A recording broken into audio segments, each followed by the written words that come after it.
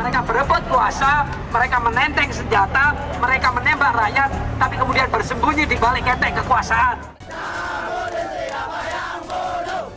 Sekali lagi saya katakan, tidak ada pembenaran atas alasan apapun. Orang boleh membunuh. Dia waktu di Jawa Timur, dia waktu advokasi buruh soal kasus Marsina, dia berapa kali juga sama Hartono waktu itu Pangdam Brawijaya pernah mau dijadikan sosis.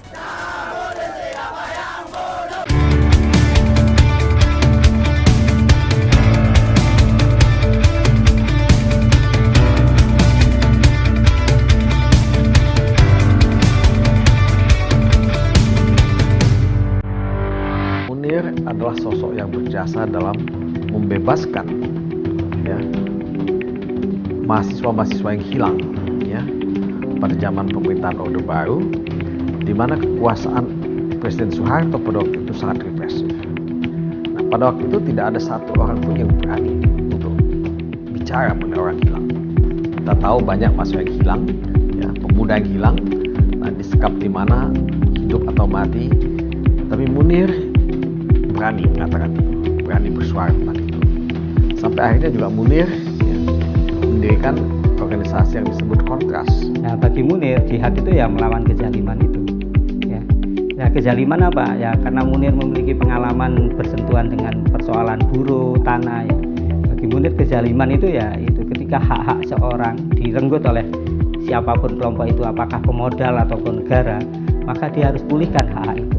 Telepon rumah bilang bahwa dia saya mengirim bom dan bomnya saya taruh di depan rumah Anda. Dia jawabnya apa? Kenapa nggak sekalian kirim yang banyak? Kenapa hanya satu?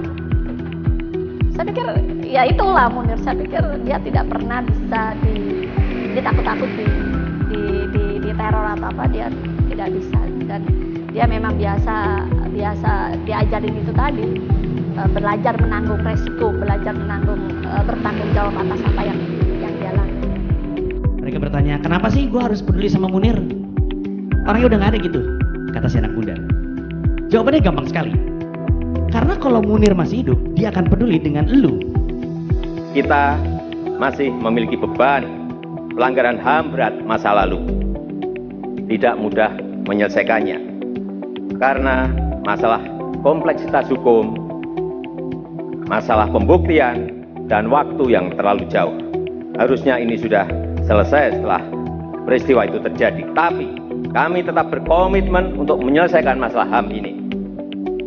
Dan untuk menjamin hak-hak tersebut, negara harus didukung oleh sistem hukum yang adil dan penegakan supremasi hukum yang baik melalui reformasi kelembagaan dan penguatan sistem manajemen hukum yang baik dan budaya taat hukum yang harus terus kita perbaiki. Dan hukum harus ditegakkan tanpa pandang bulu. Hukum harus ditegakkan tanpa pandang bulu. Susilo Bambang Yudhoyono menginstruksikan pembentukan tim pencari fakta atau TPF dengan mengeluarkan Kepres nomor 111 tahun 2004 untuk menuntaskan kasus kematian Munir. Selanjutnya pada 24 Juni 2005, tim pencari fakta menyerahkan 2 dokumen yang terdiri dari dokumen lengkap dan dokumen eksekutif. Dokumen tersebut disalin menjadi 7 rangkap untuk diserahkan kepada 7 lembaga negara. Ironis, dalam rentang waktu 2005 hingga 2016, pemerintah tidak pernah mengungkapkan hasil laporan tersebut kepada publik dan bahkan dinyatakan hilang.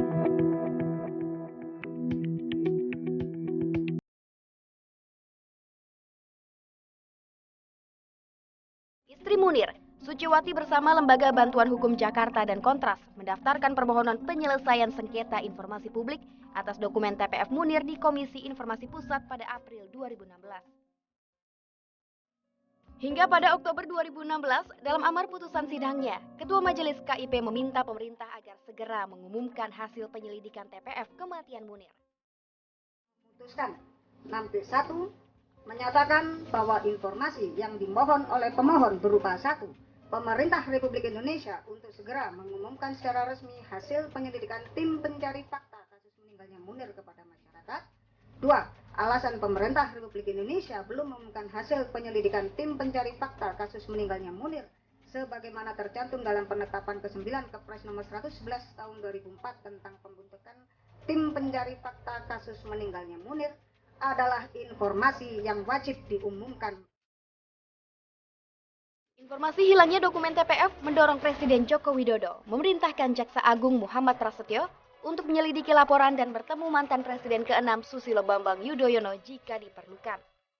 Penugasan ini membuat Susilo Bambang Yudhoyono gerah dan segera mengklarifikasi tudingan hilangnya laporan TPF Munir di era kepemerintahannya.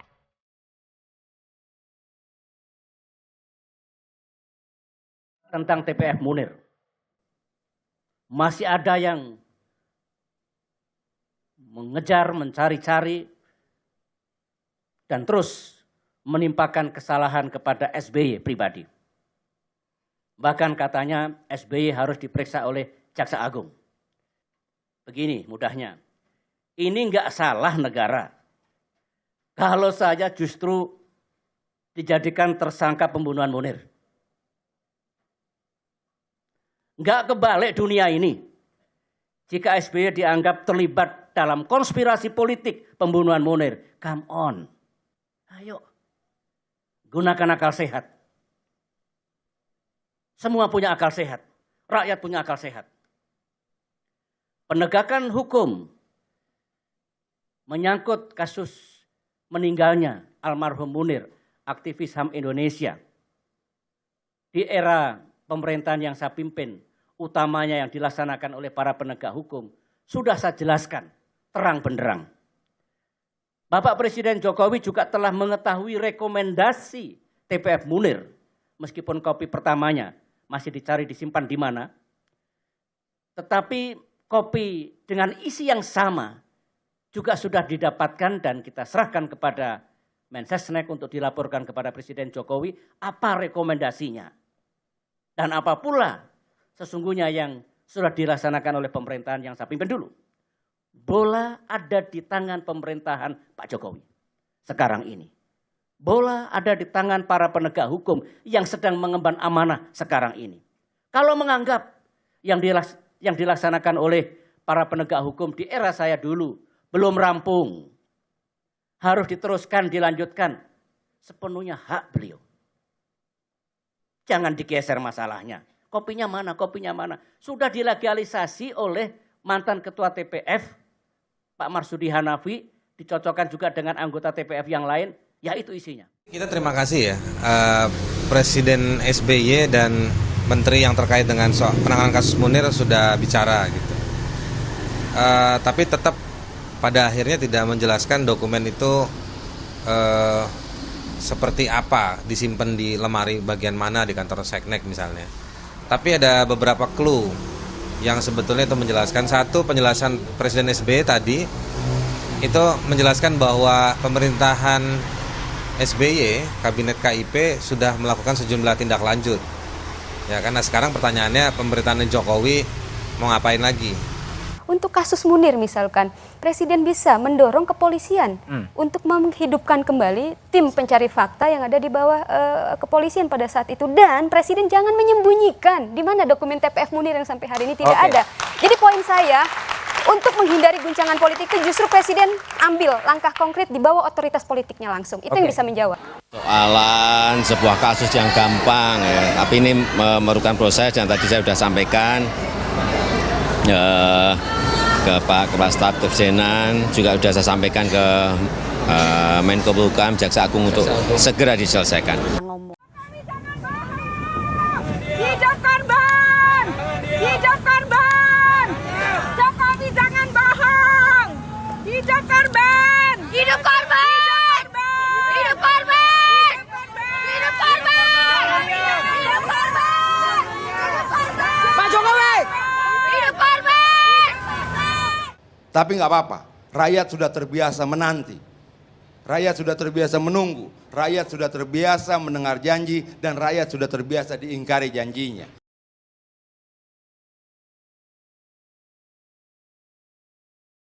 Selama orang yang jadi dalang pembunuh tersebut tidak ditangkap, ingat saya pikir saya menggunakan kata ditangkap ya, bukan tidak ketahuan, karena sebenarnya kita sih tahu ya. Tapi ya, reka-reka aja dulu. Selama orang yang jadi dalang pembunuhan tersebut tidak ditangkap, selama dalang yang membungkam mulut beliau tidak ditangkap, selama itu juga nyawa kita terancam setiap kali kita bicara kebenaran. Satu window itu bukan 8 tahun. Satu window bisa jadi 8 detik untuk mereka yang menunggu kepastian. Tapi bisa jadi 8 abad untuk mereka yang menunggu ketidakpastian. Batas itu yang sudah kita ukur sekarang. Apakah suara hari ini yang diucapkan melalui puisi oleh Ulil tadi, atau diterangkan melalui naskah akademik yang penuh kemarahan oleh saudara Hamid tadi, bisa memperpendek 8 window itu menjadi 8 detik, atau akan memperpanjang ketidakpastian itu menjadi 8 abad? Ketika seorang aktivis, entah dia mahasiswa, pejuang hak asasi manusia, memutuskan untuk terlibat di dalam politik, dia tahu risikonya, yaitu nyawanya bisa lenyap. Tetapi dia lebih tahu bahwa keadilan tidak mungkin dilenyapkan bersamaan dengan lenyapnya nyawa. Karena itu selalu ada harapan pada setiap aksi politik, setiap aksi perlawanan, yaitu bahwa keadilan akan dipulihkan oleh rejim baru. Hanya itu dasarnya kenapa orang melawan, dan hanya itu dasarnya kenapa kita ada di sini setiap hari Kamis. Yang diluncurkan hari ini bukan website, bukan situs, tapi janji untuk menagih. Dan janji itu kita tanamkan pada Munir, pada Wawan, pada 30 sekian kawan-kawan yang hilang. Tapi Munir bukan nama orang, Wawan bukan nama orang. Munir adalah nama sejarah, Wawan adalah nama arus sejarah. Dan kita ada di situ menunggu 8 tahun supaya ada seseorang yang dengan akal pikirannya mampu membaca sejarah. Tapi tak terjadi pada SBY, tak terjadi pada Jokowi. Yang terjadi adalah kebalikannya. Kita ada di dalam harapan itu, dalam politics of hope, demi membersihkan politics of bad memory kita. Jadi, saudara sekalian, teman-teman yang baik, setiap upaya untuk menghalangi demokrasi akan dicatat di dalam memori publik. Dan kita belajar dari situ, bahwa yang ingin diucapkan hari ini bukan menuntut keadilan, karena itu adalah bahasa yang tadi di dalam puisi. Seharusnya kita punya bahasa yang sama dengan Jokowi, punya bahasa yang sama dengan Yusuf Kala, punya bahasa yang sama dengan Yudhoyono. Tetapi formasi kita berbeda. Kita berpikir bahwa pemerintah sekarang tidak perlu punya hati, tidak penting hati dalam demokrasi. Yang penting adalah isi kepala untuk membaca dokumen-dokumen hak asasi manusia, membaca sejarah, mempelajari konsep keadilan, dan itu tak dimiliki oleh pimpinan tertentu. Kita tidak bisa berharap ada keadilan tanpa akal yang bersih di dalam membaca ketidakadilan. Jadi demi itu semua kita berkumpul di sini, dan tentu ada harapan terus-menerus bahwa kita tidak sekedar ingin untuk memastikan bahwa ada penyelesaian terhadap soal-soal ini, tapi kita ingin agar supaya bangsa ini tumbuh di dalam peradaban yang etis. Yang kita investasikan selama ini adalah infrastruktur, entah di laut, entah di darat. Tapi kita tidak menginvestasikan justice, kita tidak menginvestasikan etik, kita tidak mengasihkan moral publik.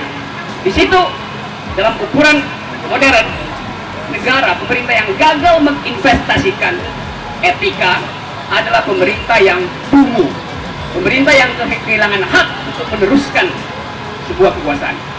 Di dasar itulah yang ingin saya ingatkan, bahwa kita bukan sekedar menolak lupa, tapi kita tidak pernah akan lupa untuk terus menolak. Terima kasih.